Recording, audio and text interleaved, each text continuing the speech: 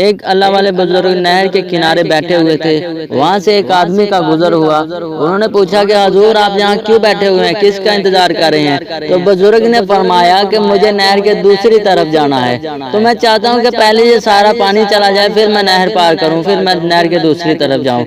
تو سننے والے نے زوردار کہکا لگاتے ہوئے کہا کہ جناب یہاں بیٹھے بیٹھے آپ کی ساری زندگی تو ختم ہو جائے گی، مگر یہ نہر کا پانی کبھی ختم نہیں ہوگا۔ تو اس پر بزرگ نے فرمایا کہ میں یہی بات لوگوں کو بتانا چاہتا ہوں کہ لوگوں آپ کی زندگی ختم ہو جائے گی، مگر آپ کے زندگی کے مسائل کبھی ختم نہیں ہوں گے۔ اللہ اور اس کے رسول صلی اللہ علیہ وسلم کے احکام پر عمل کرو۔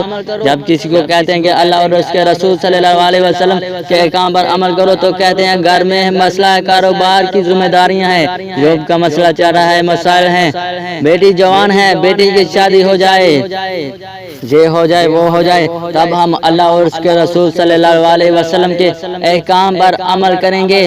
کل کے دھوکے سے باہر نکلو، آج سے ہی نماز شروع کرو۔ جب نماز کا کہتے ہیں تو کہتے ہیں کہ کل سے شروع کریں گے، وہ کل کبھی نہیں آئے گا، کل کبھی نہیں آئے گا۔ انسان کی زندگی ہی ختم ہوتی ہے، انسان کے کام کبھی ختم نہیں ہوتے۔ کہتے ہیں ہم ان سب ذمہ داریوں سے فری ہو جائیں، پھر ہم زکوٰۃ دیں گے، صدقہ دیں گے، حج کریں گے، وہ اس کی کیا گارنٹی ہے کہ آپ کی زندگی رہے گی؟